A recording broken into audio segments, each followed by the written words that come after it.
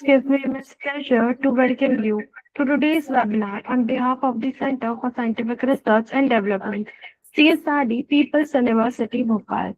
Welcome to another exciting edition of the BioConnect webinar series, a platform made by the students for the students, designed to ignite curiosity, foster meaningful dialogue, and connect academic knowledge with real-world challenges. My name is Tehek Soni, and I am proud to tell you that I am a BSc Biotechnology student. I am honored to serve as your MC for today's session.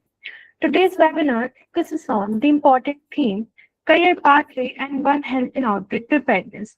In the faces of emerging infectious diseases, increasing global health threats, and the growing impact of climate change, the need for a skilled public health workforce has never been greater. Career pathway in global health and the One Health approach play a vital role in strengthening outbreak preparedness by promoting collaboration among human, animal, and environmental health professionals.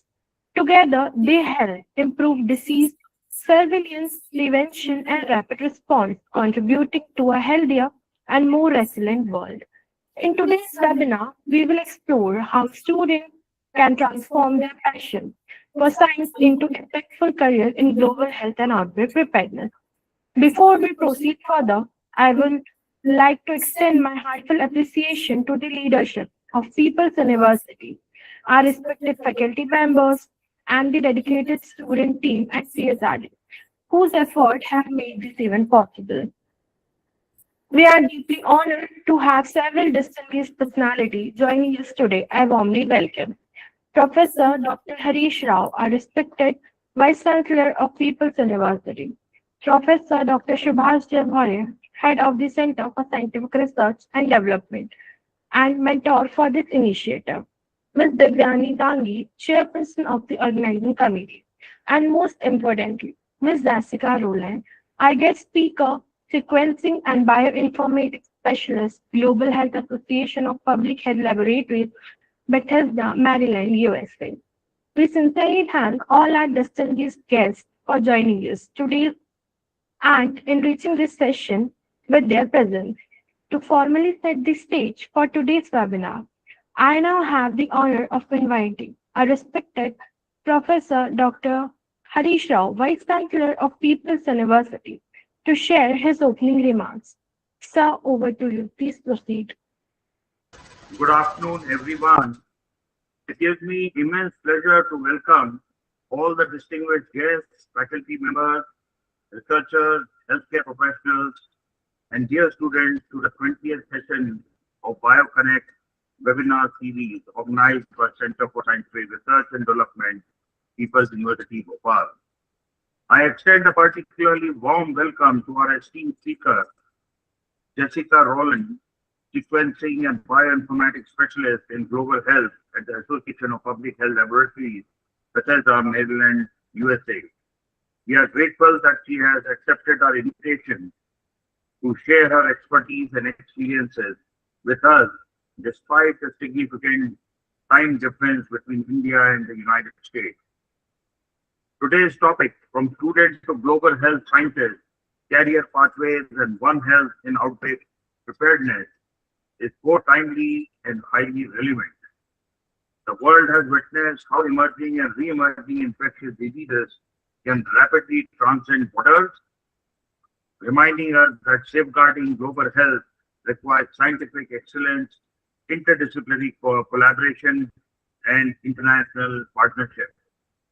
The One Health concept recognizes that the health of humans, animals, and our environment is deeply interconnected.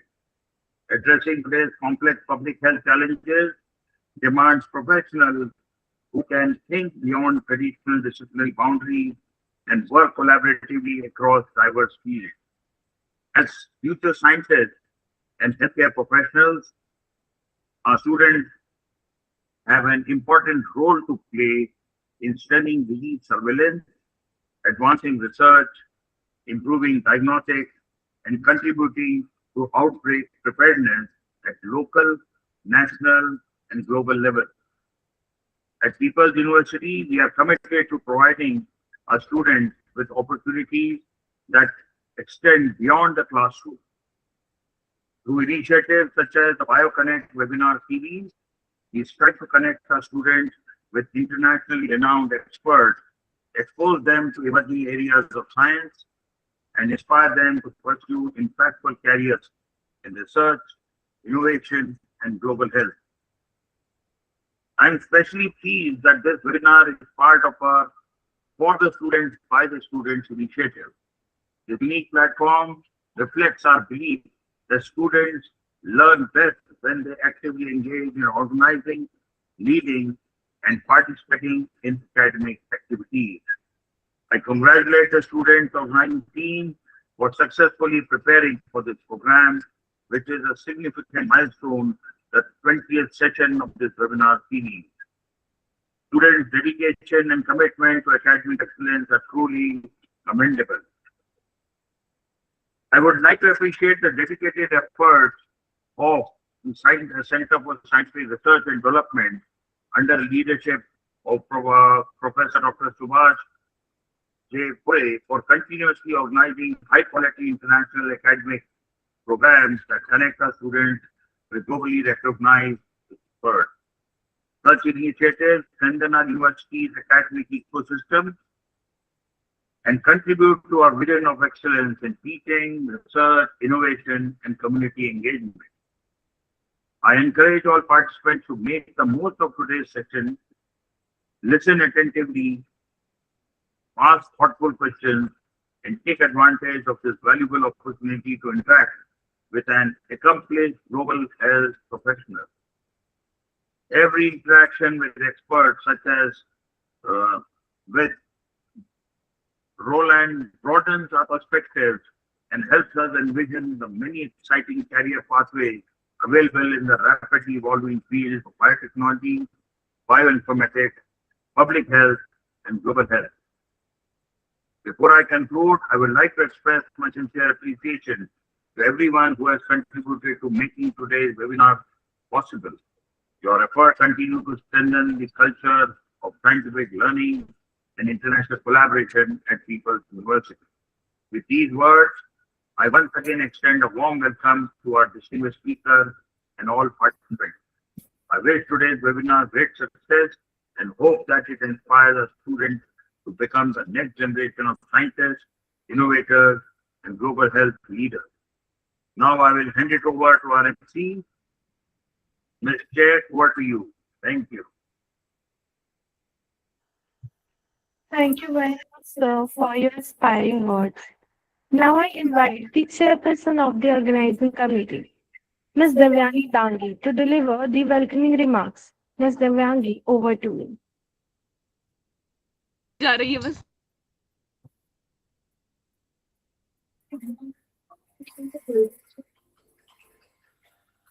Biology and Microbiology, Center for Scientific Research and Development, People's University, Bhopal. On behalf of Organizing Committee, it is my great privilege to welcome you all to BioConnect Webinar Session 20, titled From Students to Global Health Scientists, Career Pathways, and One Health in Outbreak Preparedness. Today's webinar focuses on the exciting opportunity for making a career in global health and the importance of the One Health approaches in preventing and responding to emerge infectious disease outbreaks. It is a topic of great relevance for students, researchers, and healthcare professionals. We are truly honored to have with us Ms. Jessica Rowland, Sequencing and Bioinformatics Specialist, Global Health Association of Public Health Laboratory, Bethesda, Maryland, USA. Ms. Rowland has an amazing and impressive international experience. Her expertise spans several high-impact pathogens, including Ebola virus, SARS-CoV-2, Rift Valley fever virus, and foot and mouth disease virus. We will learn from more her. Ms. Jessica, thank you for accepting our invitation to deliver a talk in today's session of BioConnect webinar series. On behalf of organizing committee, I want to take this opportunity to express our sincere gratitude to our respected Vice Chancellor, Professor Dr. Harish Rao, for his gracious presence and support to BioConnect webinar series. I want to extend my heartfelt thanks to our mentor, Professor Dr. Subhash Parekh, for his invaluable guidance and continuous support to making this webinar possible. With great pleasure, I once again extend a warm welcome to all the participants. I am sure today's session will be informative, inspiring, and beneficial to everyone. I am looking forward to a fruitful and impactful session. Now, I hand it over to our MC, Mr. Hack. Mr. Hack, over to you. Thank you. Thank you very much, Ms. Devyani Dangli, for your insightful welcoming remarks and for setting the tone for today's session. Dear participants and fellow students, we are now ready to begin the core session of today's webinar. At this point, I am pleased to hand over the session to our moderator, Ms. Conan Fatima Nakku, who will introduce our guest speaker and moderate the session. Fatima, over to you.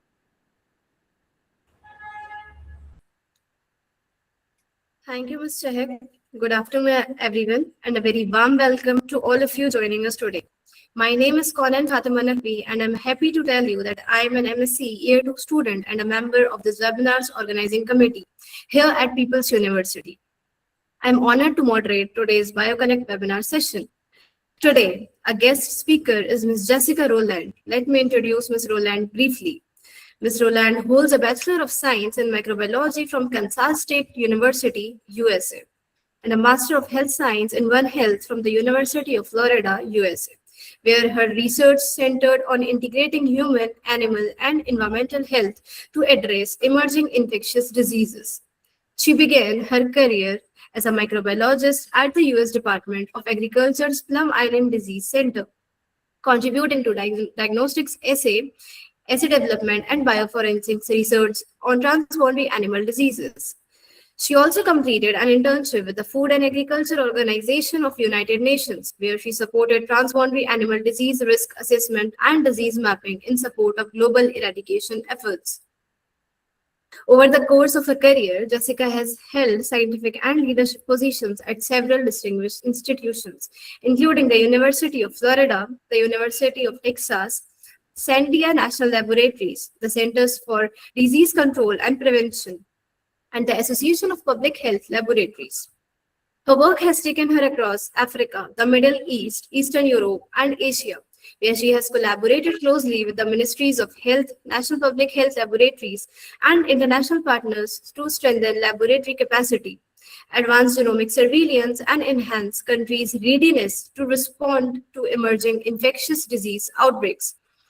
Her expertise spans an impressive breadth of pathogens, including foot and mouth disease virus, classical swine fever, rinderpest, Pesticides pathogens, ruminant virus, Ebola virus, Rift Valley fever virus, Crimean Congo hemorrhagic fever virus, RSV, SARS-CoV-2, and various enteric bacterial pathogens, among other emerging and high-consequence threats.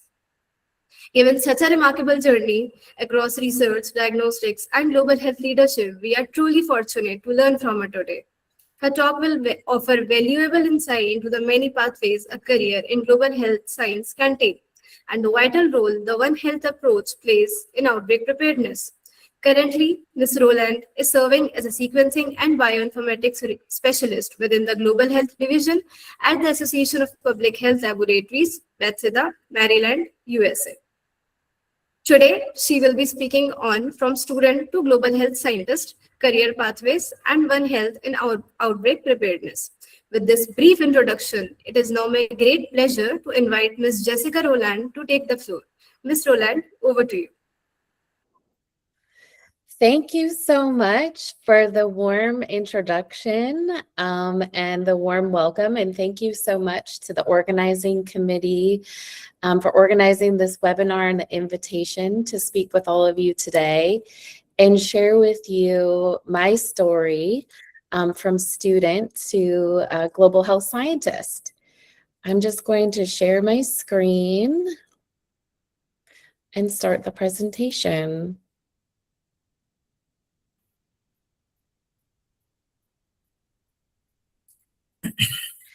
So before I get started, I just wanted to express that all of the opinions and information that I'm going to share with you today in my pathway to becoming a global health scientist are my own opinions and views and information, and they are they do not reflect the opinions, views, positions of any of the organizations that I've worked with over my career in the past or presently.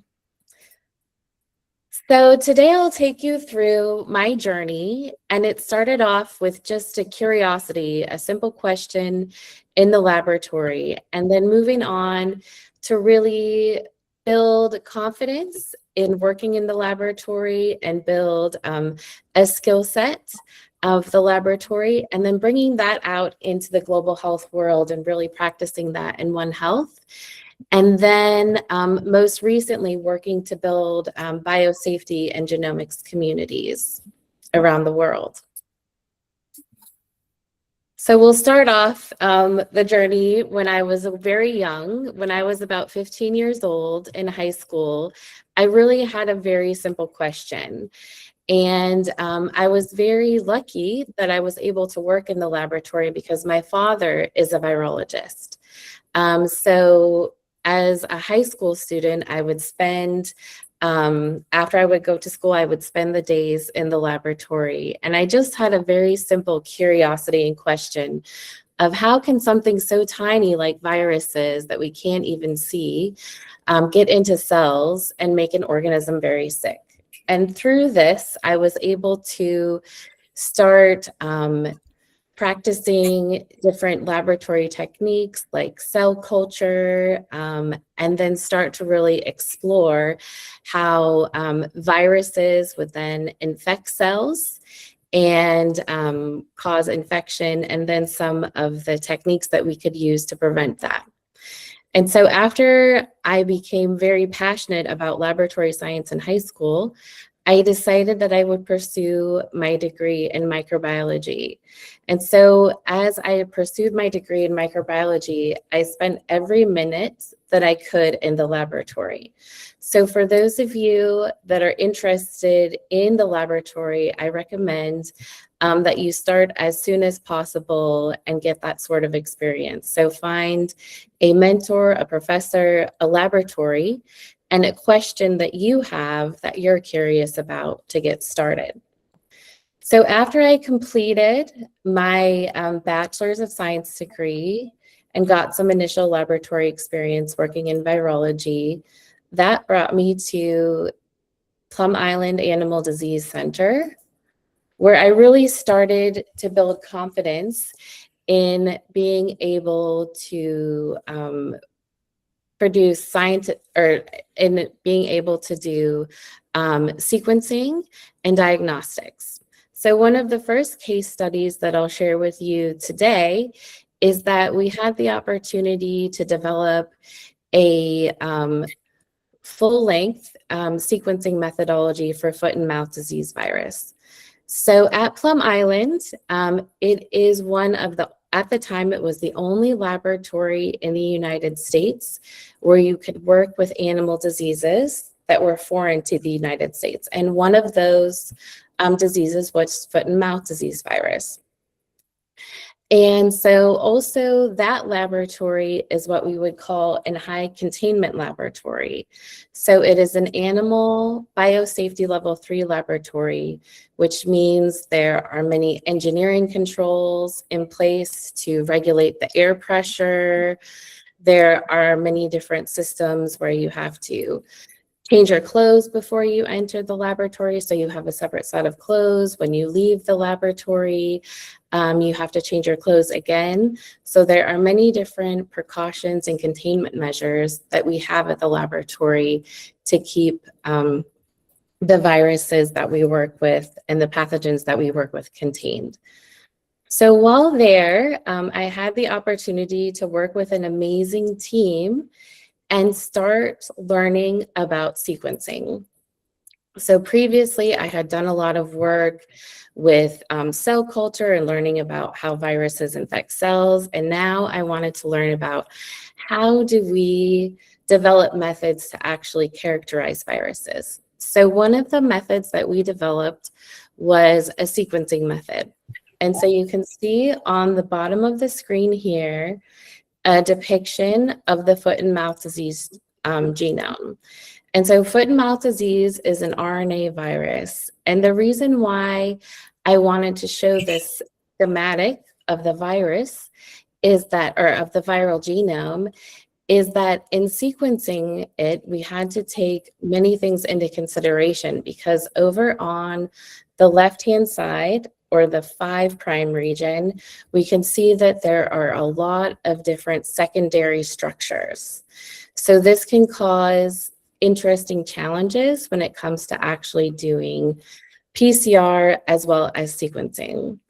So the team got together, we developed a methodology, and we came up with a way to sequence foot and mouth disease that would characterize what we call the P1 region.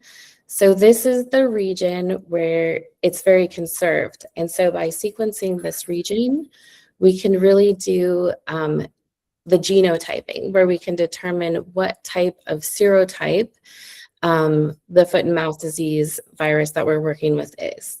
So there are, foot and mouth disease can be very complicated because there are 7 different serotypes.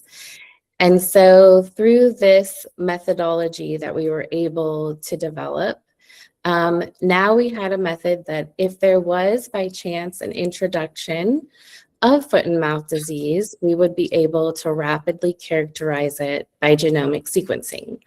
And so back then, this was many years ago, the way that we would do genomic sequencing is by doing reverse transcription, PCR amplification, and then we would do Sanger sequencing.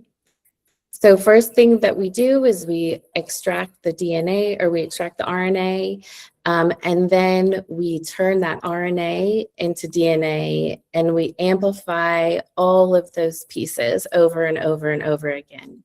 And we get what's called a PCR product. And then we can visualize that on what we would call an agarose gel. And then we would do a sequencing reaction where we would add fluorescent nucleotides.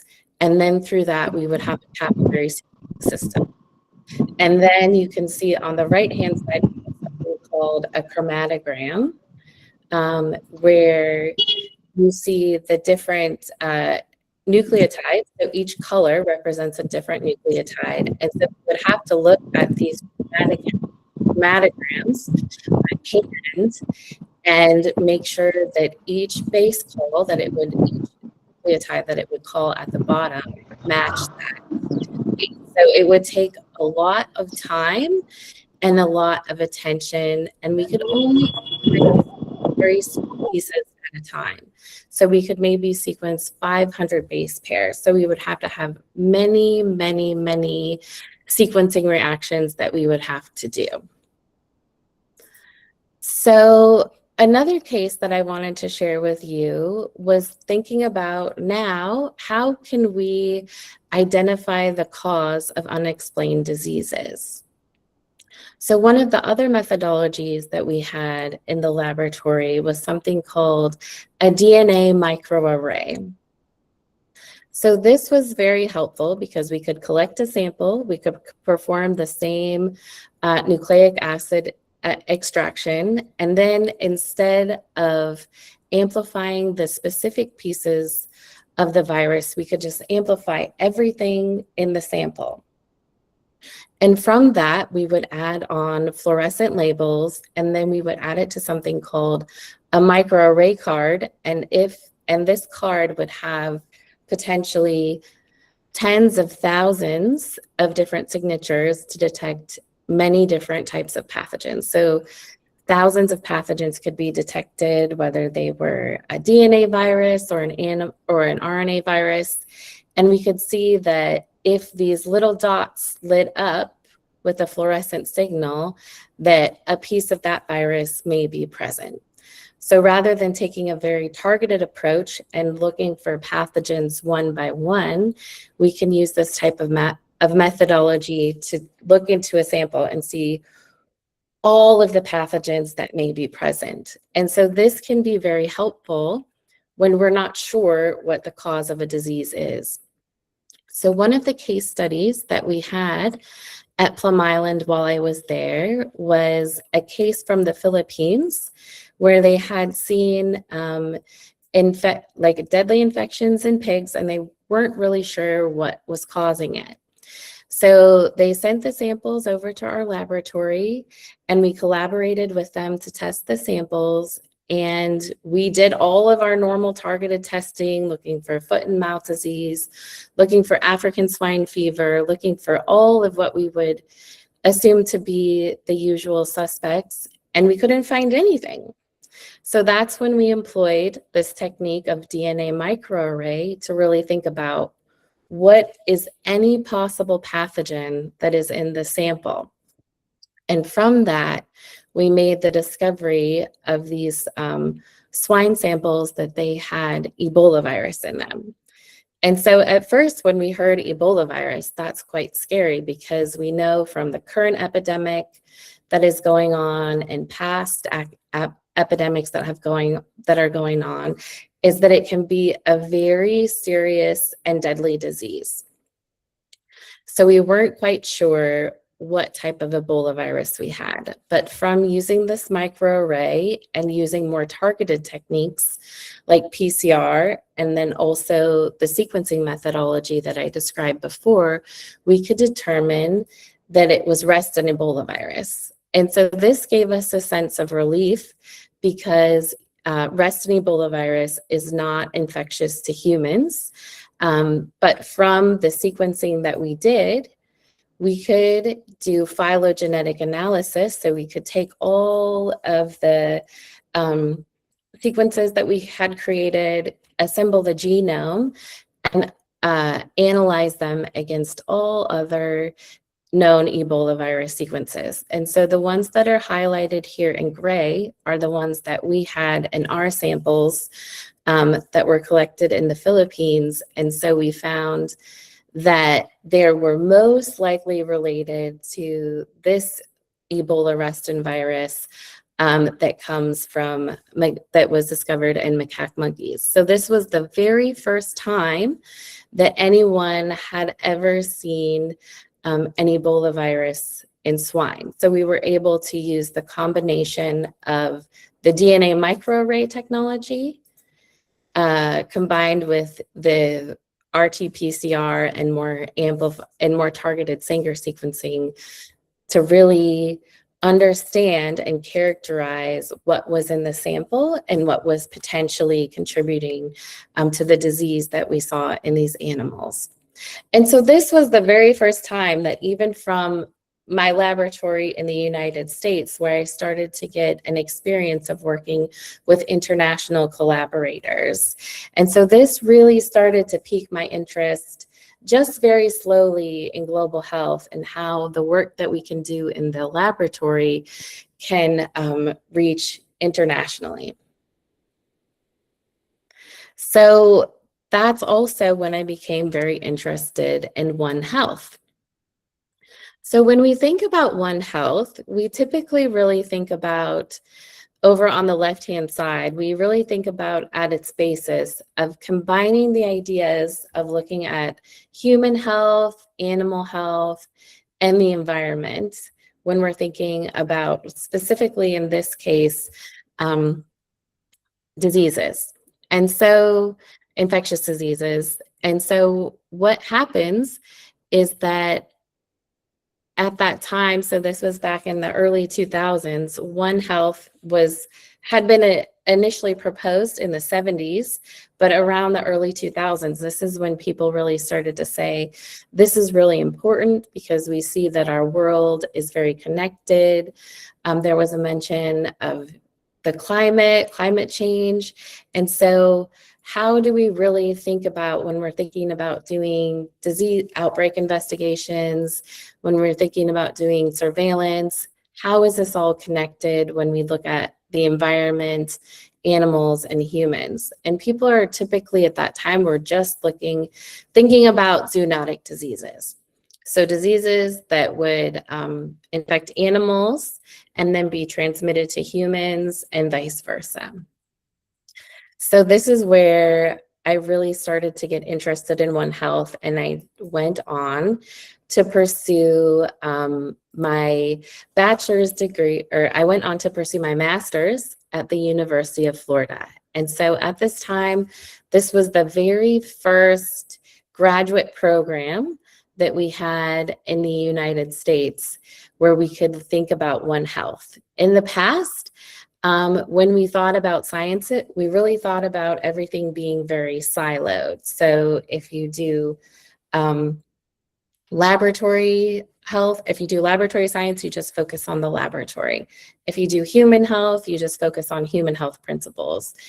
And typically in the laboratory, we would drill down to very specific minutia. And so this was an opportunity to really think about the broader context and systems as a whole, and how does the work that we do in the laboratory potentially impact larger systems and global systems.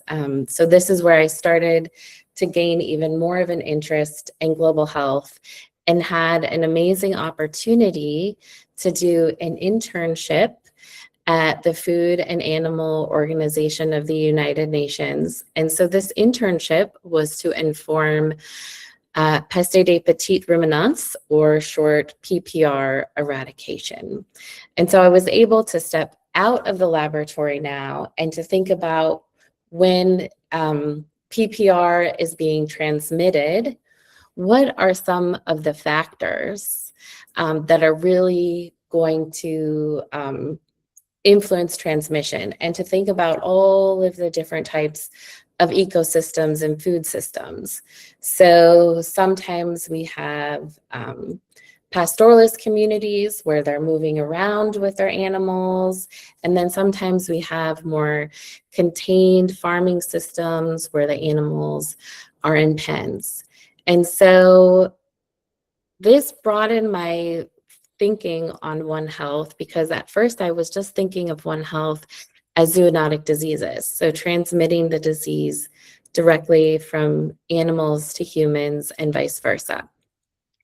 And so PPR is a disease in goats, and it's related to rinderpest. And so rinderpest was a very serious disease of cattle that was eradicated. And so they thought, since we eradicated rinderpest and it was similar, now we'll work on eradicating PPR in goats. And so PPR is strictly an animal disease. It does not infect humans. And so now I'm thinking, how is PPR considered One Health? And so the way that PPR is considered One Health is that it causes severe disease in animals, in these goats. And then that therefore can cause food insecurity, because the farmers and the herders, and in a lot of these systems where goats are raised, it's usually women and children that are raising the goats. And so it causes food insecurity because they lose their animals, they lose their livelihoods. And then it can have downstream effects on the environment, because then the herders or the caretakers will go to harvesting bush products. So they might go to harvesting firewood, harvesting different products from the environment that then can cause environmental degradation. So this really started to expand my thinking on how we think about One Health. And through this survey, we were able to ask experts around the world what they thought the most important factors were for transmission. And so one of the main things that they said was movement. So we call PPR a transboundary animal disease because the animals are moving, and when the animals are moving, the disease is moving with them. So this really started to get me thinking about the broader perspective of if we restrict movement, especially in pastoralist communities. So that's when people are moving around with the animals in order for them to get food and in order for the animals to get water. If we were to restrict the movement of animals in these communities, how would that then affect livelihoods? Because they wouldn't be able to provide water. It would be challenging to provide water for the animals and to provide food. So this really started to get me into the mindset or thinking more about not just the laboratory and how diseases are transmitted, but also how does that affect people? How do the control measures that we put in place potentially affect communities? And so through that, the idea is that one control measure, one set of control measures might not be ideal for every community. So to really think about the scenario that you're working in and what might be the most effective to benefit not only the health of everyone, but the community as well.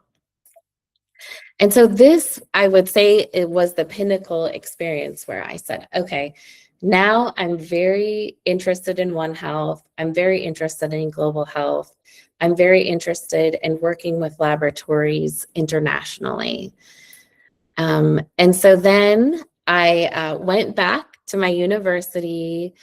I actually applied for a job at the Tanzania Rift Valley Fever Innovation Laboratory in Morogoro, Tanzania. And I got the job, I sold all of my belongings, and I moved to Tanzania to run the Rift Valley Fever Innovation Laboratory.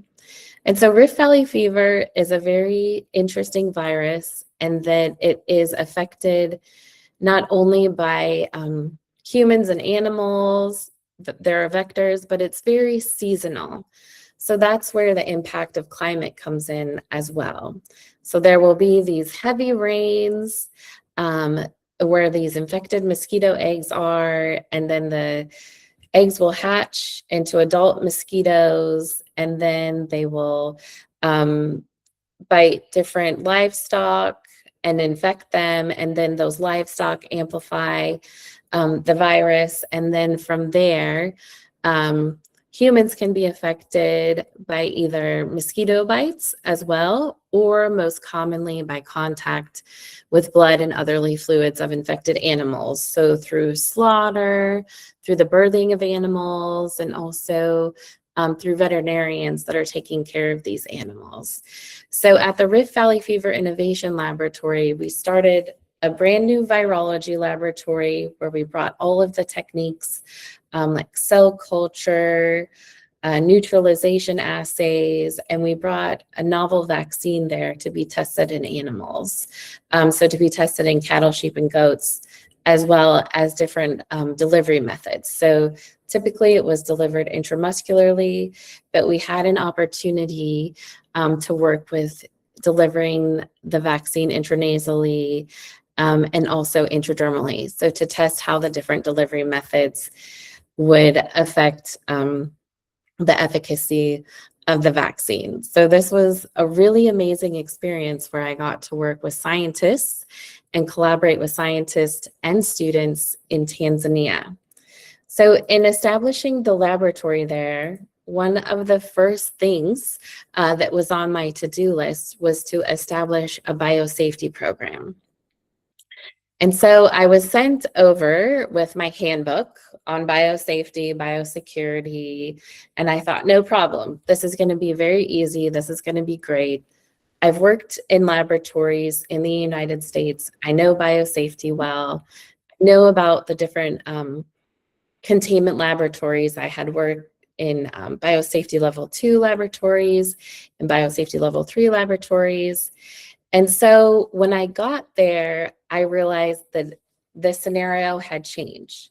So the environment had changed. The type of laboratory that I was working in was going to be different. The culture there was going to be different. It was a system where they didn't really have an established biosafety system. So how would we establish that? Would we just present the SOPs and people would be able to do them? That wasn't really the case. So I had to take what I would call a risk-based approach, where instead of just thinking about we have a pathogen, so for instance, we have foot and mouth disease that we work with in a BSL-3 laboratory, now I have to think about what are the risks related to that pathogen that we're working with and how can we mitigate or prevent those risks. So it was a very integrated system of establishing those SOPs, but also making sure that those SOPs were culturally relevant, that the members of the laboratory understood them, that also members of the community would understand them as well. We would have the right mitigation measures in place. And this was done through a lot of trust building. So through a lot of storytelling, a lot of working with the students and the staff there to understand how they perceive risk and how they perceive the risk of the different pathogens, lots of training, lots of education, so that everybody really started to center around a very strong biosafety culture. And so that was really the pinnacle of establishing the system, was having this very strong culture where everyone was completely bought in to the biosafety system and were very passionate about not only protecting the community from any biological risks, so from any risks escaping from the laboratory, but also from protecting each other to work safely and securely. So these were some of the amazing scientists that I got the opportunity to work with in establishing the biosafety program there in their laboratory. And so up on the right-hand corner was my very first class that I gave in training biosafety and biosecurity to the laboratory staff after we had established the procedures and protocols. And so it was an honor to really work with these young women to not only learn from them, but for all of us to learn together. And so then you can see some of my students down on the bottom left-hand side working in the laboratory. They have all of the appropriate PPE, they're understanding the biosafety measures and procedures.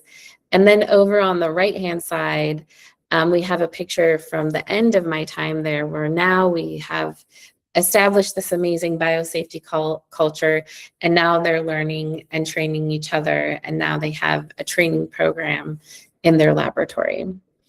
And so this is where I became very passionate about training and facilitation and really understood that we can have all of these amazing techniques in the laboratory, but we need to have a strong safety culture. And then we also need to have a very strong community around the work that we do. And so that leads me to the next part of the presentation, where I really leaned into now, how can I work globally to provide training, facilitation in biosafety and genomics, and then also to have different regions, different networks to really start to build their own communities around furthering biosafety as well as genomics. So in that journey, the first step was when I went to Sandia National Laboratories, and the first item on the agenda was to go to a conference to really learn about the existing community. So I went to the American Biosafety Association conference, and that is where I met the wonderful and amazing Dr. Subhash for the very first time. And so I really got an opportunity to meet all of these wonderful biosafety experts from around the world and learn from them about how they have put in place their own biosafety and biosecurity programs and laboratories, and built communities, and also really worked with students and staff and just everybody to have a really strong biosafety culture with strong risk assessment procedures, mitigation measures, and then performance metrics as well. So I just wanted to share this picture with you of how I met Dr. Subhash at the American Biosafety Association conference. And so through the work that I did at Sandia National Laboratories, I really focused on training of the trainers, or really taking that biosafety, biosecurity knowledge that I had gained from the years of experience of working at Plum Island in a containment laboratory, and then also from the years of experience that I gained in working in Tanzania and establishing a biosafety program. And so this became very exciting and engaging work. And so this is what brought me around to many different countries throughout Africa, throughout Asia, and throughout the Middle East, and to really start to work on building those communities where people understood all of the different safety and security measures, and then how they could not only employ those in their own laboratories as they did this important work related to outbreak preparedness and response for infectious diseases, but also to be able to then take that knowledge and move it forward to training others. And so then after doing the community building, and so I just want to also mention another thing about One Health here, in that we had One Health training programs. So we brought together laboratory experts from the human health side, and then also we brought together laboratory experts from the animal health side. And this was really novel at the time, and it was a great experience because some of the things that human health or public health laboratorians are thinking about are not the same things that animal health laboratorians are thinking about. So we really had this amazing and rich learning experience where people could learn about the different clinical samples that they work with, as well as the different pathogens that they work with, and how that risk really changes based on the environment and the scenario that you have. And then we were also able to start to build this community of cross-training. So one of the communities that I worked with in building the biosafety and biosecurity trainers was in Tanzania as well. And so what was really cool and interesting about Tanzania was that at one point their human health or public health laboratory specialists were very busy, but they had to do a lot of biosafety and biosecurity training for the country. So they would go to district laboratories, local laboratories, and provide this training. So what was really cool about this is that since the public health laboratorians were not available, they were able to call on the animal health laboratorians. So now the animal health laboratorians are out there training public health laboratory workers on biosafety and biosecurity, and vice versa. So they were really able to continue that training and fill that gap because they had a broader community that incorporated both animal health laboratory experts and human health laboratory experts, which was just really amazing. And so after working with these training programs, I really got interested and thought about, okay, it's been 15 years, it's been many years. How has sequencing changed, or how has genomics changed in being able to detect and characterize infectious diseases? And so that brought me to the Centers for Disease Control, where I did a bioinformatics fellowship.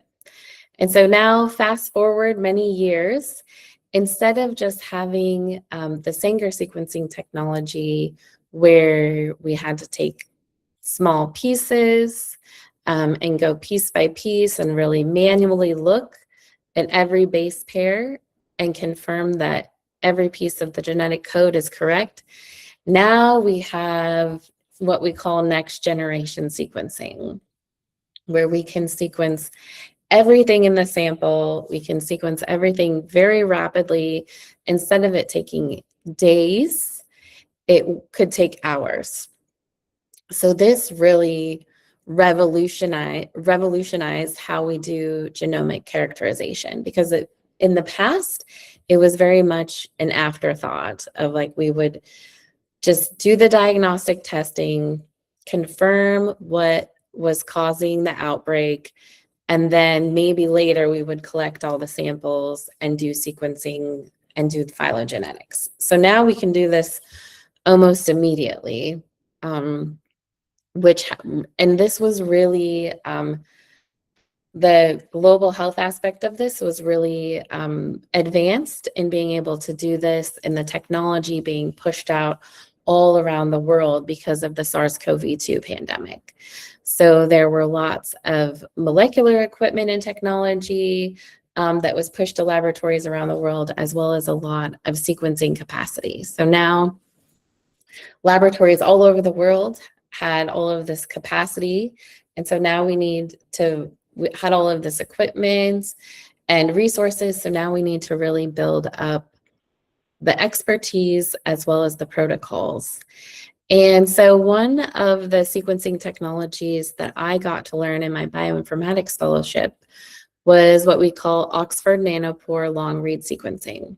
So in the past, we could just sequence very small pieces of the genome, and now we can sequence large multi-kilobase strands of DNA or RNA using this long read sequencing. So to me, this just really blew my mind. And in the past, sequencers were these very big, heavy pieces of equipment. And down on the right-hand side, under number 5, you can see the Oxford Nanopore sequencing device. So it's very, very, very small. It's smaller than the size of your cell phone. And so we can just plug that into a computer, into a laptop, and we can sequence, which to me was just amazing, considered how far we've come over the years in being able to sequence. And this really helped to make sequencing very mobile. So you could be doing this while driving around in a truck or driving around in a car. So now the sequencing can be done basically with a computer and a backpack and some sort of power supply. So this really brought sequencing from the laboratory into the field. And so the way that this takes place is that we have our viral RNA sample, we extract that RNA, and then we do that same reverse transcription step that we did before for Sanger sequencing. And then we have what we call these tiled overlapping amplicons. So we have these fragments.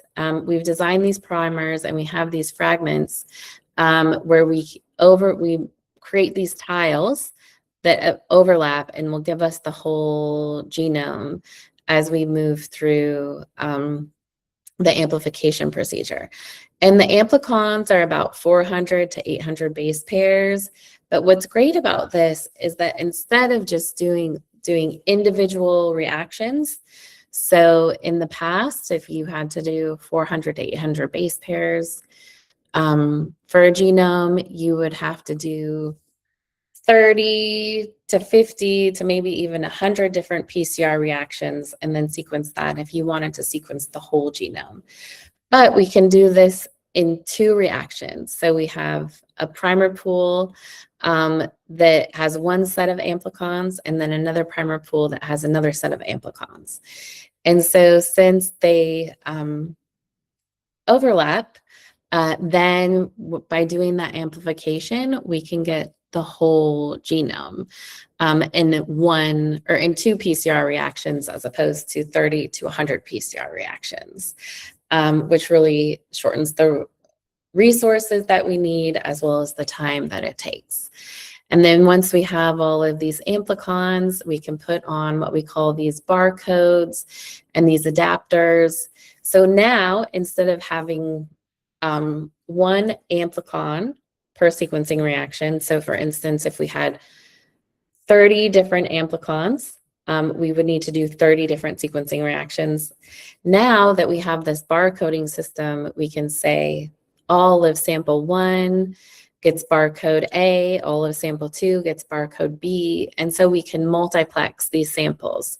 So now we can sequence, depending on the different virus or the size of the pathogen that we're sequencing, now we can sequence 20, 30, maybe even 100 different samples in one reaction, which was just amazing to me.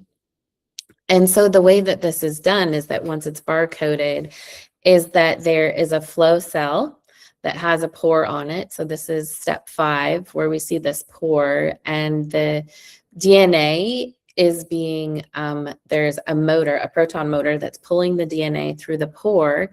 And instead of looking for fluorescence, as we do in Sanger sequencing, now it's looking for a change in electrical current.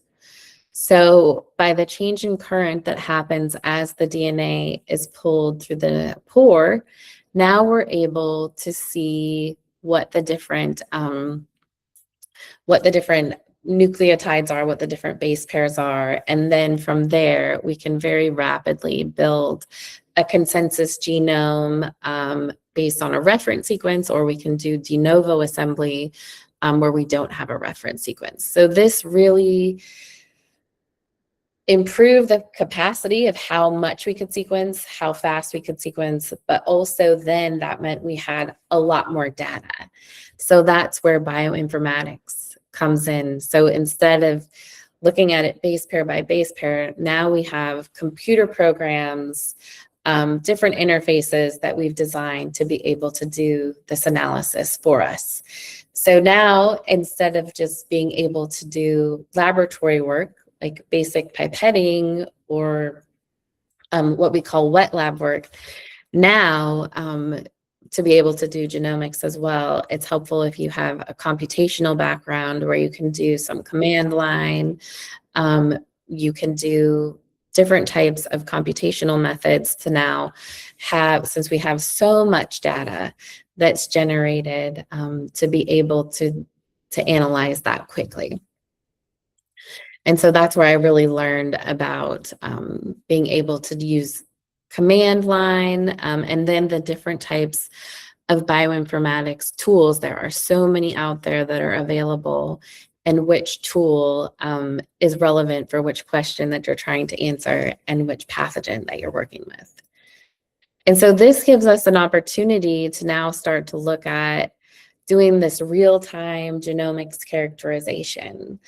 So in the past, I had showed you the phylogenetic tree that we would have to do, and that could take days to weeks for those phylogenetic trees to be generated. Now we have a potential just dashboard on our computer where we, once the sequence is generated, it's immediately sent over to the bioinformatics software to be analyzed. And so we can see the read depth that we're getting along the genome. So how much coverage are we getting? Prior, when I was doing foot and mouth disease sequencing at Plum Island, we were just really looking for 5x coverage. But now we can do 1,000x coverage, 10,000x coverage, just very rapidly. So we can sequence these genomes very deeply. And then also over on the right-hand side, we can have these reference matches. So we can take the genome that is assembled in real time and then compare it to potential reference genomes that we already have. So we can look to see what type of strain do we have in the sample immediately. So something that used to take days to weeks, we can now do in hours and start to have answers in the field of potentially which strains we have circulating or that are part of the outbreak. So after doing the bioinformatics fellowship and learning a lot more about the new technology and how much the sequencing technology had advanced over the years, and how it had really revolutionized being able to do real-time genomics, being able to do another methodology that I was working on related to that was if we went back and we had an unknown sample, we could do taxonomic identification. So we could do something called metagenomics that's similar to the microarray, where we just sequence everything in that sample, and then we can run it through a similar type of dashboard that does taxonomic analysis. So it would look at the signatures of many different pathogens, and it would say, okay, this pathogen in the sample is most likely Ebola virus, or this pathogen in the sample is most likely SARS-CoV-2. So we can really start to look at this real time if we're not quite sure if we have maybe a new disease, infectious disease that has been identified. We can start to say in the field in real time, this is what's in the sample. And I think this is where people are really hoping to go in the future with diagnostics, of you just take a clinical sample and then you just sequence, you do a metagenomics type analysis, or what we would call pathogen agnostic. So we're just looking for everything, but we're still, finalizing or still really fine tuning how to do that sequencing in bioinformatics, because it can be difficult, especially if it's an RNA virus, to really amplify that signal and to be able to see it. And so then that leads me to the next phase of my career, of now that I had this new understanding and appreciation for how genomics has changed over the past 15 years, how do we really work to do community building for genomic surveillance in different networks?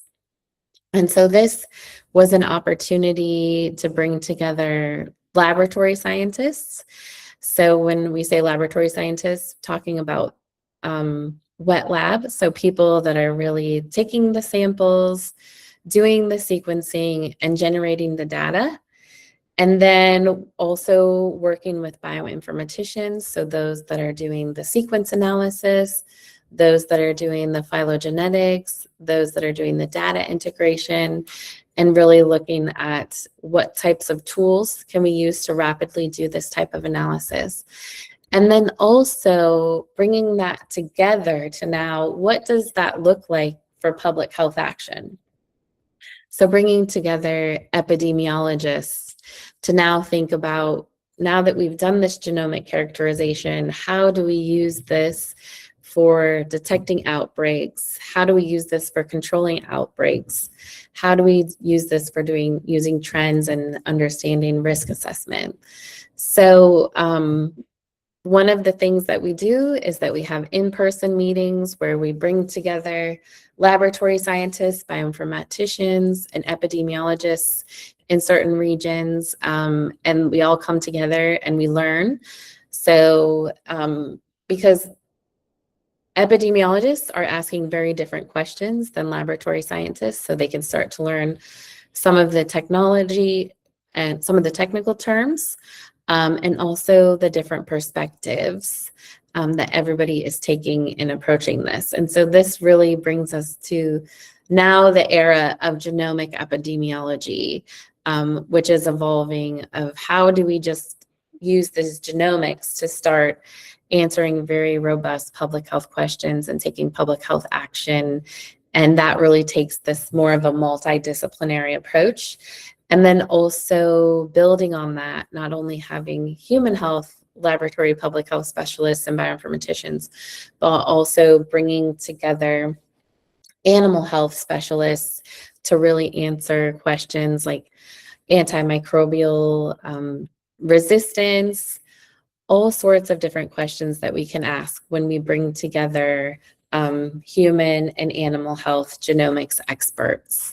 And then also the capabilities and the technologies and sharing those between the different disciplines. So one of the final points that I would love to make through my journey that I learned was that different methods really answer different questions. So it's not a one size fits all when you're thinking about the methodology that you might use. And I think this also definitely applies to when you're thinking about biosafety and biosecurity. It is not a one size fits all that says this specific pathogen these are the exact risks and scenarios that you're going to encounter. You really have to look at the system and the scenario that you're in and what questions that you're asking. So for example, if you're not sure about what might be in a clinical sample, you can use technology like microarray or metagenomic sequencing to start to identify what might be in that sample. And then once you identify what's in that sample, you can use more targeted approaches like PCR to really characterize that sample. And then we can go even further to do whole genome sequencing for enteric pathogens or more targeted sequencing for viral pathogens. And then to think about how do we do the analysis? What types of questions are we asking when we want to know how the sequence relates to other organisms and also other hosts? And then to really bring that to the global context and interpretation of what are the pathological or epidemiological implications. So what does this finding mean for the whole system, and what is the public health impact? So when thinking about the path that you want to take and how you want to answer questions for outbreak and disease detection and surveillance, it's really important to think about what the types of questions these different methods answer. And so it's not just we go and we sequence everything, or we go and we analyze everything. We really think about the system and the outbreak and the surveillance and the type of approach that we want to take holistically, so that the answers that we get can really inform public health action and improve the health of not only humans, but also animals and the environment. And so some of the conclusions I have for you today is, if you are interested in global health, if you are interested in public health, laboratory science, whatever it is, to really sit down and think about what really makes you curious. What types of questions are you most curious to answer? Are they ones that are more in the laboratory, where we're looking at how does a virus infect a cell? Or is it something more broad about how do we detect viruses? How do we control viruses? How do we control different pathogens? And then once you understand what you're really curious about and the types of questions that you want to answer, really think about what technical skills do I need to have? And what skills really excite me in building the competency there. So I'm a very hands-on, tactile person. So that's why I loved working in the laboratory from a very young age, because it gave me an opportunity to use my hands, to see, to do. So what type of skills? Are they more hands-on skills in the laboratory?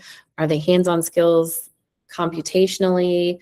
Are they more epidemiological, where you're out there investigating the diseases, where you're talking to people, where you're talking to communities and trying to understand how diseases are spreading or how you can control the diseases?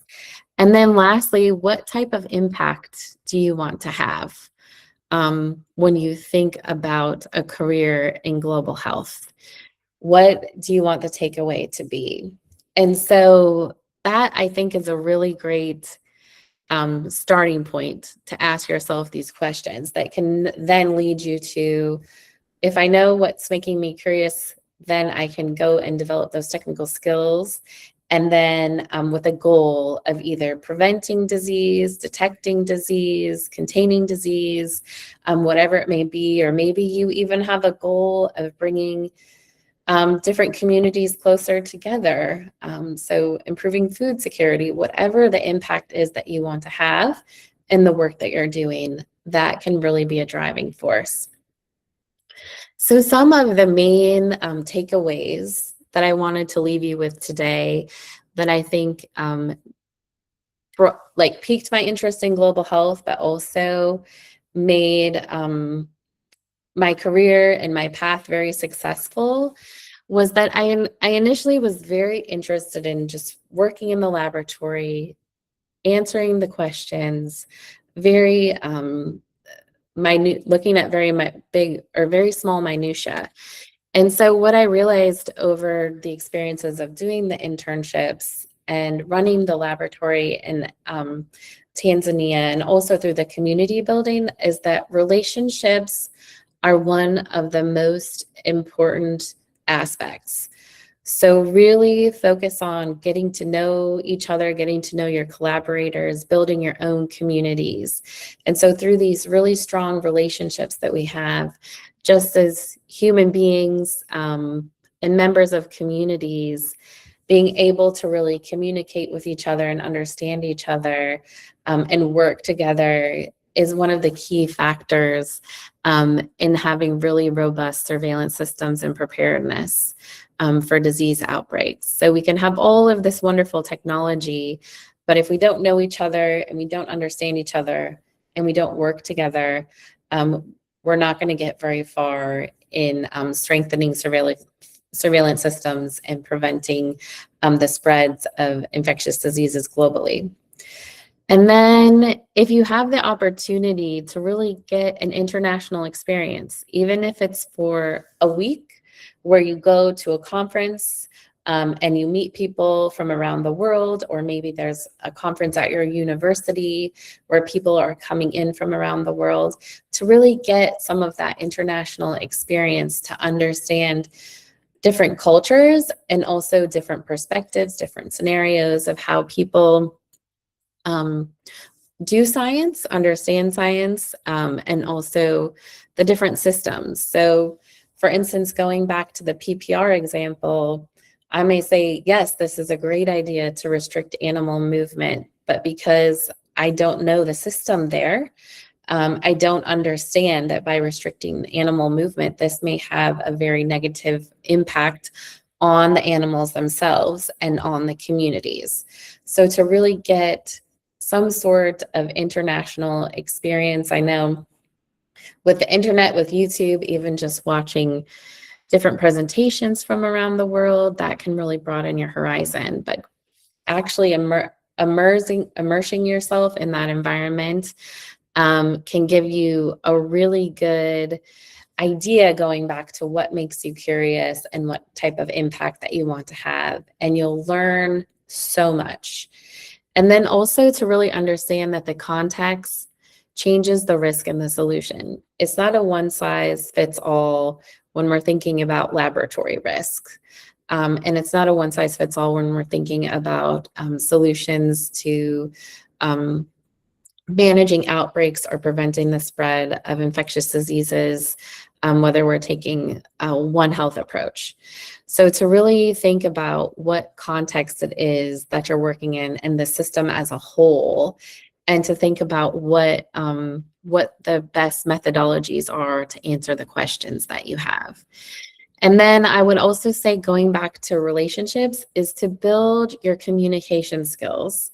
So in my experience of working around the world, of working with many different disciplines, I understood very quickly that we all think about things differently. So a laboratory scientist and a bioinformatician and an epidemiologist, we all have different angles and different things, even different vocabulary that we're using. So really develop your communication skills. I don't think this is emphasized enough in the sciences, but having really strong communication skills can help you to not only understand and build relationships, but also to really advocate for different partners in the community when it comes to working with large groups around the world.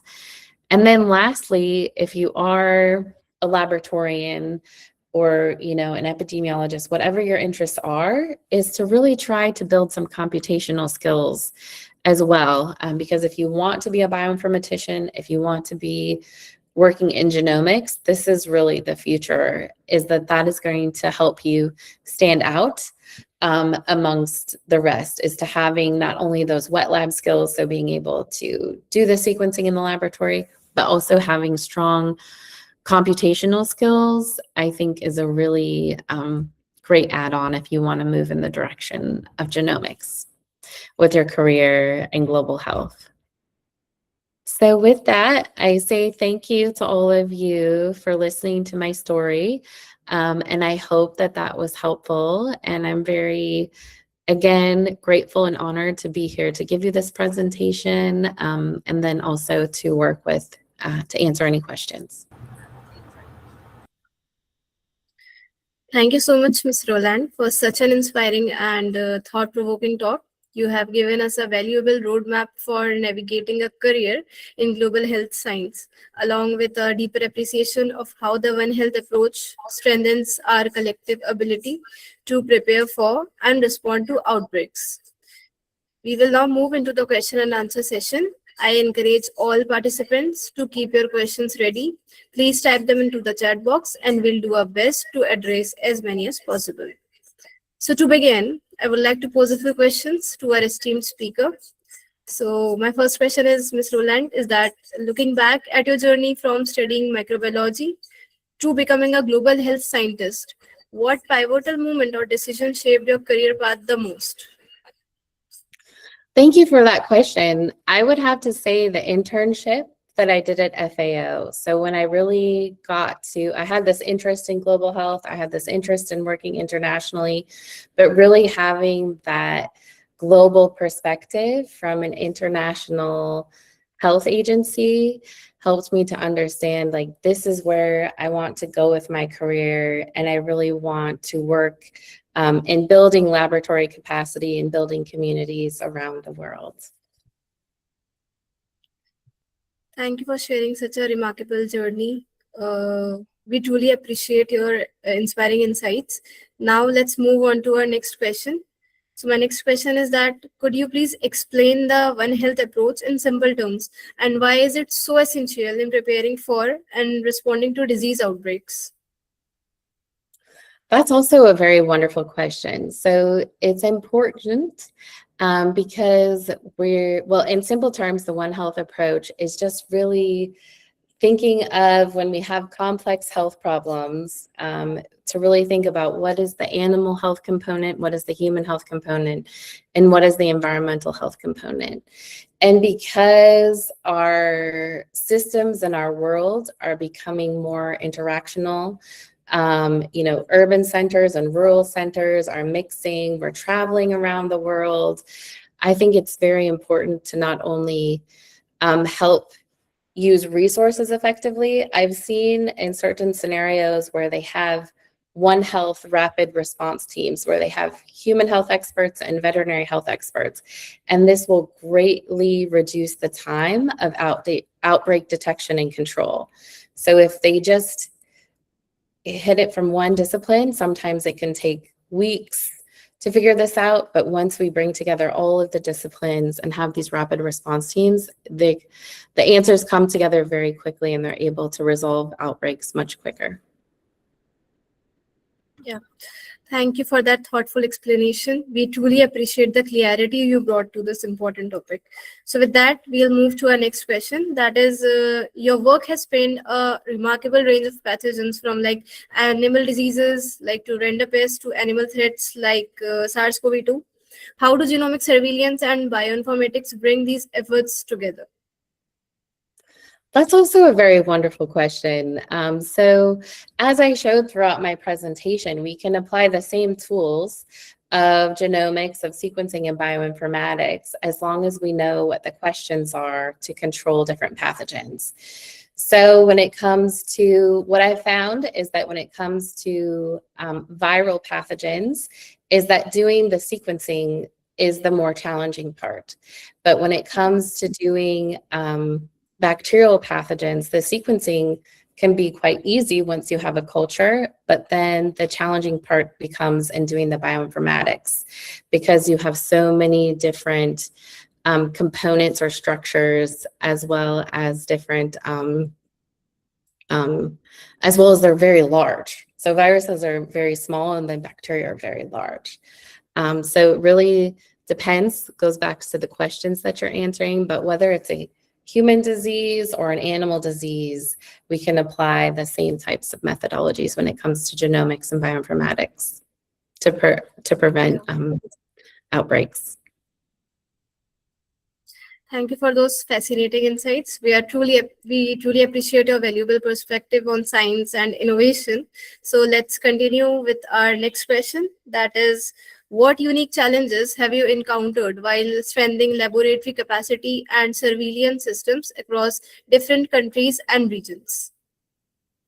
That's also a great question. And I think that goes back to the point that I made in the takeaway of communication and relationship building. So a lot of the challenges that arise come from miscommunications or potentially not having strong relationships.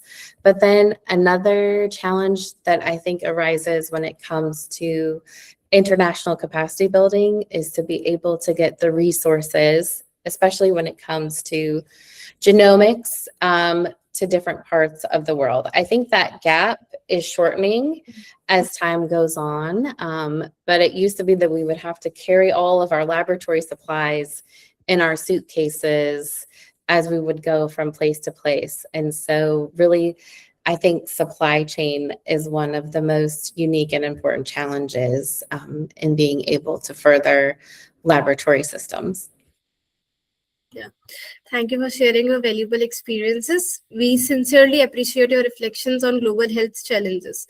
Moving ahead, here's our next question that is for students passionate about global health but unsure where to begin. What skills or experiences would you recommend building early on? I think to really go back to what are you curious about, what are you passionate about, and then building those skills. So if you're interested in the laboratory, to get in the laboratory as soon as possible. From the first day that you start university is to find a mentor, get in the laboratory, try out all of these different skills. And then if you want to work more interdisciplinary, if you want to work in One Health, get some experience with human health pathogens, get some experience with animal health pathogens in different laboratories and systems. And then I also think really improving your computational skills are cross-disciplinary. So whether you're working in genomics or epidemiology or statistics, these computational skills can really come in handy. So I would say just start building your toolbox, and from there, it will take you on a journey. Thank you for those encouraging words. We truly appreciate your practical guidance for aspiring students. Now on to our next question, that how has the field of genomic sequencing transformed outbreak detection and response over the course of your career? Well, it has greatly been enhanced over the course of my career. So when we talked about genomics at the beginning of my career, it was usually just doing targeted PCR methods. So we would, try looking for one pathogen and then another pathogen and then another pathogen to see if it's positive by PCR. But now we have things like metagenomics where we can do screening very quickly and within a day have an idea of all of the different pathogens that could be in a sample. And then also with how the computational efficiency has changed and the capacity. So now we have cloud computing, we have very robust supercomputers. So we're generating tons and tons of data with next generation sequencing, and we can really analyze this very quickly and get answers that can inform real time, and we can track how pathogens are potentially moving from person to person and being transmitted by using genomics. Yeah, thank you for that enlightening response. Let's keep the momentum going with our next question. That what advice would you offer young researchers hoping to pursue impactful field-based careers in global health and outbreak preparedness? I would say just get as much experience as possible. So meet people, build your networks, even if it's in your community, start working in public health, start really understanding all of the different people that work in your public health system, shadow them, get to know them, have a diverse experience. So, even though if you're really interested in bioinformatics, still go into the laboratory, take a time in the laboratory and understand what's happening there. Even if that's not your main interest, since it's part of the holistic system, really try to just get broad experiences as well as those things that you're really passionate about, get a more in-depth technical experience and build the competency. Thank you for those heartfelt words of wisdom. We truly appreciate your guidance and encouragement for young researchers. So, respected audience, if you have any questions, please feel free to type them into the chat box, and we'll do our best to address as many as possible. I think there is one question from Dr. Prabhat Kumar, Ms. Roland. I'm reading it for you that he's asking PPR are transmitted in humans. To my knowledge, PPR is mostly transmitted in goats. So it doesn't cause severe disease in humans. So it's just among the goats. And so the One Health component there is that because the goats become infected, there can become severe disease. And so then there's mortality that happens in the goat population, and then that affects the food insecurity and the food security for humans.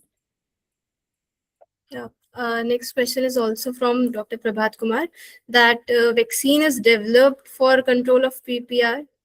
He's asking the question.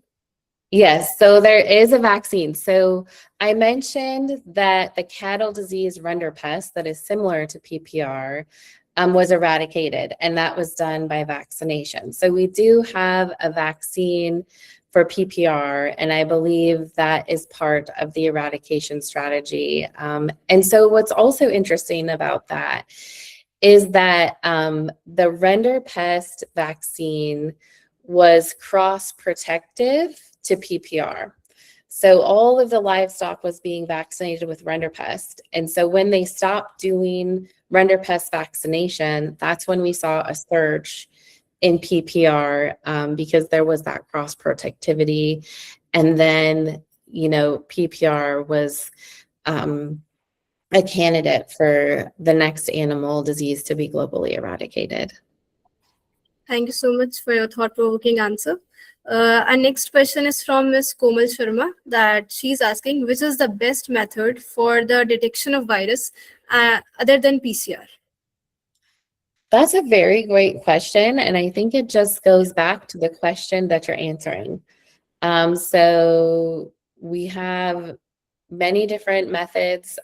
We have rapid methods that can be used, like lateral flow devices, if we're in a clinical setting and we just need to know in the moment, is the patient positive or negative? We also have most of the testing that's done for viruses these days is molecular testing because it's quite safe compared to virus isolation. So once you put the specimen or the sample in the extraction buffer, the virus then becomes inactivated and you can have a quick molecular signature. But just because we find the nucleic acid there of that virus doesn't mean that we actually have viable virus in that sample. So another methodology that people might use is virus isolation, where it goes back to that initial curiosity that I had where I was working with cell culture and infecting different cells to see the effects of the viruses. Thank you so much for such a clear explanation. I wish we could continue longer, but our session time has come to an end. Esteemed guests and fellow students, this has truly been an inspiring session. I would like to extend my heartfelt thanks to Ms. Jessica Roland for so generously sharing her knowledge and valuable insights with us.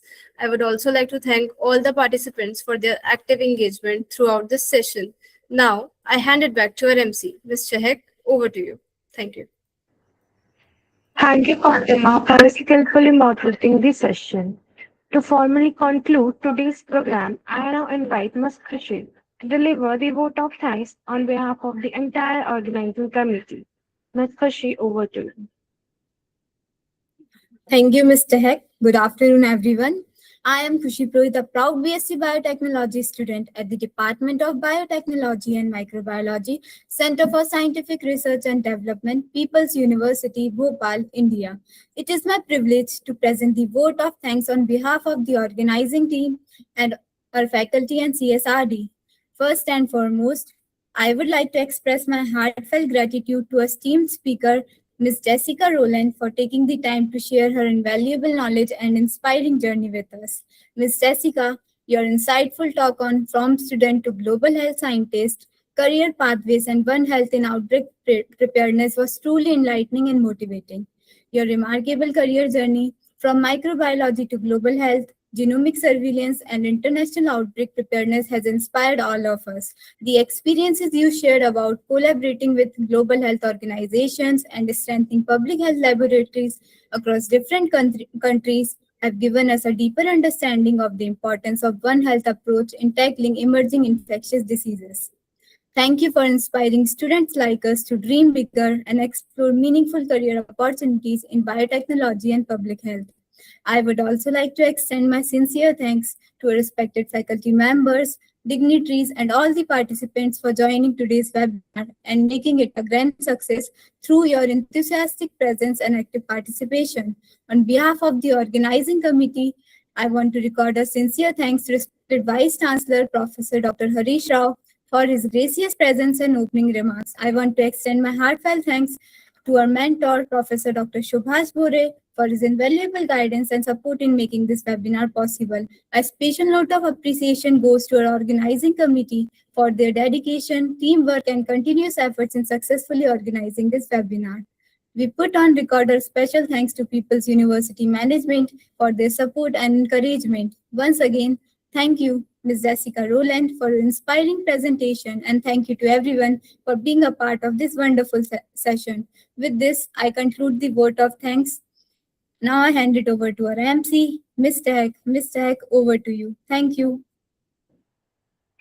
Thank you, Khushi, for expressing our sincere gratitude to our respected guests, our expert speaker, and all participants who join us today. Dear participants, your feedback is extremely important to us. We kindly request everyone to take a moment to fill out the feedback form, the link to which has been shared in the chat box. Your valuable suggestions will help us improve the quality and relevance of our future webinar. Now we will wait for 2 to 3 minutes while participants submit their feedback.